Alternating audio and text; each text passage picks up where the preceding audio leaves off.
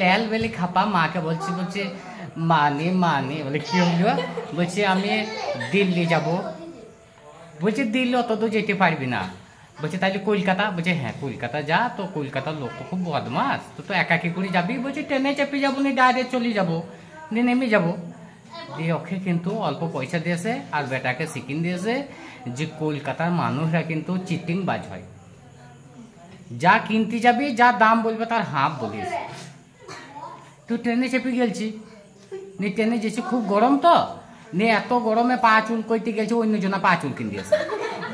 কে বটে বলছে আমার পা কেন চুল কাইলেন, বলছে আমার মনে করেছিলাম তাই। বলছে বেশ, দিয়ে গেল, দিয়ে হাওড়া ব্রিজের সামনে দাঁড়িয়ে নিয়ে বলছি রে বাবা রে, এইখান থেকে করে পেরাবো, এখানে পেরানো হবে না। যদি আমি পেরেতে যাই আর যদি নাক বলতে খুলে যায় তাহলে তো হিঁ গেল। ও পেরে গেল, ওদিকে কি করলো সাঁতুরি পেরে গেল। সাঁতুরি পেরানোর পরে কি হচ্ছে, মানে এত পানি চলে আসছে, মানে পানি আসছে ভিজেছে, তারপরে কিন্তু খিদে লেগে গেছে।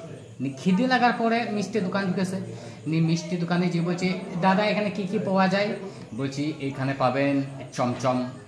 তো বলছি চমচমগুলো কত করে দাম, বলছে 12 টাকা। 6 টাকা হবে না? তখন বলছি রে বাবরে 6 টাকা হয় লেকিন। বলছে তাইলে জিলেবিগুলো কত করে দাম, বলছি জিলেবিগুলো 10 টাকা। বলছে 5 টাকা হবে না? আবার কি রে বাবা, হাফ কমিয়ে দিছে দাম।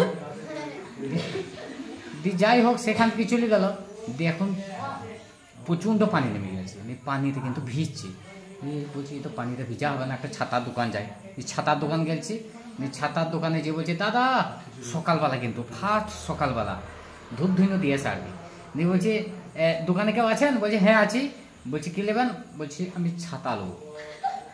বলছে ছাতা কত করে দাম, লাল বেলি খাপা তো ওষুধ হয়েছে দোকানে। ছাতা কত করে দাম, বলছি ছাতা 60 টাকা দাম পড়বে। বলছি 30 টাকা হবে না? বলছি দেখুন সকালবেলায় ধূপ ধুনো দিয়েছি, আপনি 30 টাকা বলেন না, যেহেতু 60 টাকা দাম আপনি 50 টাকা দেন।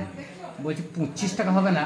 বলছে 25 টাকা হয় কি করি, সকালবেলায় এই সময় আমি ধূপ ধুনো দিলাম, তা আপনি এক কাজ করুন লাস্ট দাম 40 টাকা দিয়ে যাবেন, 20 টাকা হবে না?